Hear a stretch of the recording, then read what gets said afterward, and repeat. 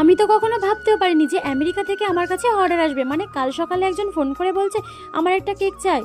আমি তখন জিজ্ঞাসা করি হ্যাঁ কেক তো হবে, কিন্তু কোথা থেকে বলছেন আর কোথায় অর্ডার দিতে হবে সেটা তো বলুন।